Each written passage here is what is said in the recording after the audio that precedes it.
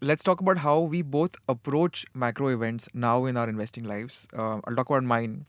So my approach now, having burnt my fingers multiple times, is to be as hands off as possible, to invest in broad hybrid funds or funds which have lots of freedom to move between asset classes, and leave it to the fund manager. Let them make the mistake if they have to. They probably know better than I do.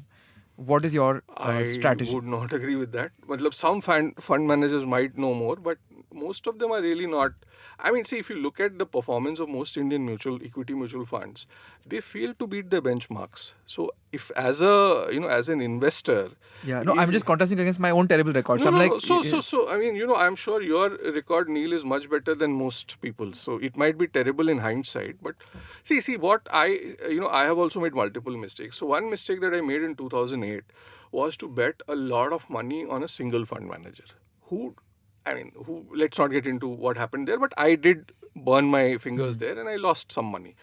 So that was a big lesson for me, wherein you should not fall for the stories that appear in the media about a particular fund manager. Okay, I mean, unless he's Warren Buffett. So what I have done since then is as to invest in a broad bouquet of funds and index funds, ETFs. So I also like to diversify even within index funds and ETFs. So because yeah, what happens is with ETFs, at least in India, the liquidity can become a problem. So you can't like have all your money in a single ETF. Also, ETFs which do not invest in large cap stocks in India have very terrible liquidity. yeah, So you're better off that's true. doing index fund. Then there is, as of now, I'm invested largely in a couple of large cap funds, one multi cap fund, and there's one dynamic asset allocation fund. And some of my money is riding on banking stocks, which Yeah. I thought were undervalued. And so that's about it. I have stopped my investment in SIP that I had on a small cap fund. Yeah, That has been stopped. yeah. So that is how, as you rightly said, it's best to sort of be hands off.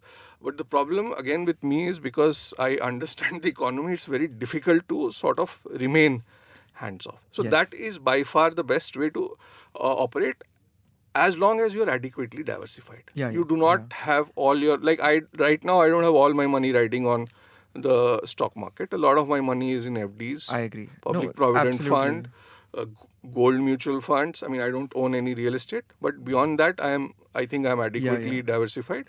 So if the market continues to go up, I will continue to look stupid.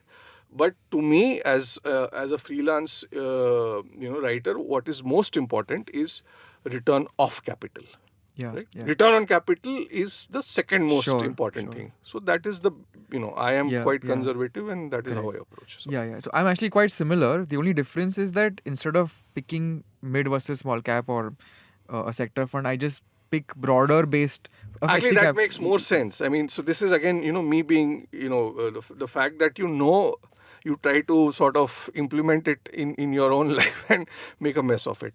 So at the end of the day, people in an earlier era would do debt funds, then they would do Yeah. equity funds. Yeah. So we used to have something called as a balance fund back then. You were just better off doing a balance fund. So there was even a couple of funds which would do equity, debt, and gold. Multi So asset. you don't have to sort of Yourself go and pick. Yeah. but it's just that I mean, you just feel a little better doing this, and there's no logic to it. So Absolutely. your way is the better way. So thank you.